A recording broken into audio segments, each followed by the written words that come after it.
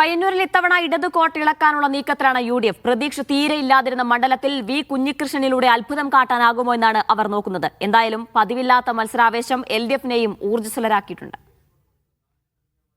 പയ്യന്നൂർ നിയോജക മണ്ഡലം ഇതുവരെ എതിരാളികൾക്ക് വിട്ടുകൊടുത്ത ചരിത്രമില്ല ഇടതുമുന്നണിക്ക്.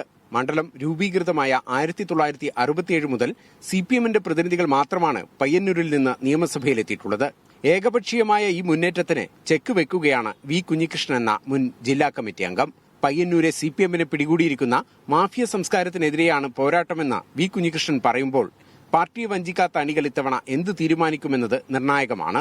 ഞാൻ ഉന്നയിച്ച വിഷയം പരിഹരിക്കാൻ പാർട്ടി സന്നദ്ധമാകാത്തതുകൊണ്ട് പാർട്ടിക്കകത്ത് നടത്തിയ പോരാട്ടം അത് ഉപേക്ഷിക്കാൻ പറ്റില്ല, തുടരണം എന്ന നിലയിലാണ് ഈ തെരഞ്ഞെടുപ്പിൽ മത്സരിക്കുന്നതിനു വേണ്ടി ഞാൻ സന്നദ്ധമായത്.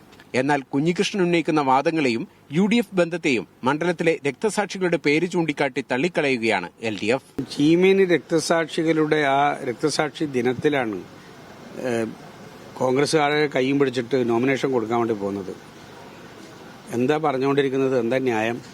5 പേരെ ചുട്ടുകരിച്ച് കൊന്നിട്ടുള്ളതാണ്. ആ കോൺഗ്രസിന്റെ കൂടെ ഒരു മടിയില്ലാതെ കൂടും. എന്നിട്ട് അതിന് ന്യായം ഞങ്ങൾ 3 MPമാര് ഇവരുടെയൊക്കെ സഹായത്തോട് കൂടിയിട്ടാണ് എന്ന് പറയുന്നതിലെല്ലാം എന്തടിസ്ഥാനം? പയ്യന്നൂരിൽ UDFനടിച്ച ലോട്ടറിയാണ് യഥാർത്ഥത്തിൽ വി കുഞ്ഞികൃഷ്ണൻ. ബമ്പറടിച്ച ലോട്ടറി ഇനി എൻകാഷ് ചെയ്യുന്നിടത്താണ് അവരുടെ രാഷ്ട്രീയ മികവ്. വികസന വിഷയങ്ങളൊന്നുമല്ല പയ്യന്നൂരെ തെരഞ്ഞെടുപ്പ് ചർച്ച. പാർട്ടിയെ നേർവഴിക്ക് നയിക്കാനിറങ്ങിയ മുൻ CPM ജില്ലാ കമ്മിറ്റി അംഗം ഉയർത്തുന്ന ആദർശ രാഷ്ട്രീയമാണ് UDF നേതാക്കൾ പോലും ഉന്നയിക്കുന്നത്.